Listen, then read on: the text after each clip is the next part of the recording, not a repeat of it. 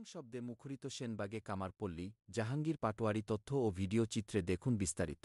আসন্ন ঈদুল আজহা উপলক্ষে পশু কোরবানির সরঞ্জাম যোগান দিতে কামার শিল্পীদের দোকানগুলো হাপড় টানা আর লোহার উপর টুংটাং শব্দে মুখরিত হয়ে উঠেছে নোয়াখালীর সেনবাগ উপজেলার বিভিন্ন কামারপল্লী। দিন যতই ঘনিয়ে আসছে কামার শিল্পীদের ব্যস্ততা ততই বেড়ে চলছে। দম ফেলারও সময় নেই তাদের। নাওয়া খাওয়া ভুলে অবিরাম কাজ করে চলছেন তারা। কাকডাকা ভোর থেকে গভীর রাত পর্যন্ত চলছে তাদের কর্মযজ্ঞ। কেউ ভারী হাতুড়ি দিয়ে পেটাচ্ছেন আগুনরঙা লোহার দণ্ড, কেউ পোড়া দা ও ছুরিতে দিচ্ছেন শান, কেউ বা হাপড় টেনে বাতাস দিচ্ছেন। উপজেলার ছাতারপাইয়া, কানকিরহাট, গাজীরহাট, সেনবাগ বাজার, জিরুয়া ফকিরহাট বাজারে দেখা যায় দা, ছুরি, চাকু ও বটির বেচাকেনা বেড়েছে।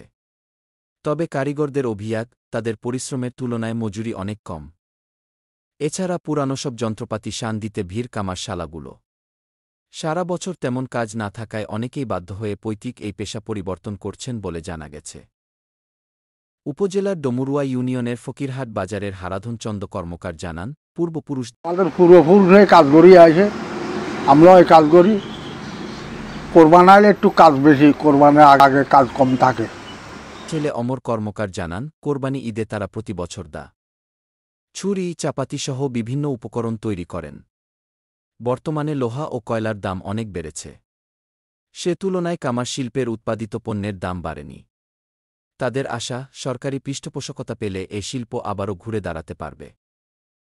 নতুন পুরাতনগুলো শান দিতে এখন বেশি, নতুনগুলো চলে কিন্তু পুরাতনগুলো বেশিরভাগ মেরামত করা চলে। ক্রেতা ইতালি প্রবাসী আবু বক্কর সিদ্দিক খোকন, রুবেল সহ কয়েকজন বলেন, ঈদের আগেই পশু জবাইয়ের সরঞ্জাম কেনা ও সানের কাজটি সেরে ফেলার জন্য আসছি। তবে অন্য বছরের চেয়ে এবার ছুরি, চাকু, বটির দাম একটু বেশি বলে জানান তারা। জাহাঙ্গীর পাটোয়ারি, সেনবাগ নিউজ।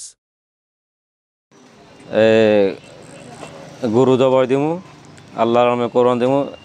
কিছু দা ছিঁড়ে নিয়ে আসছি জান দেওয়ার জন্য, নতুন পুরান মিলি। তবে আগে সে বর্তমানের তুলনা একটু পয়সা বেশি নিতেছে আর কি।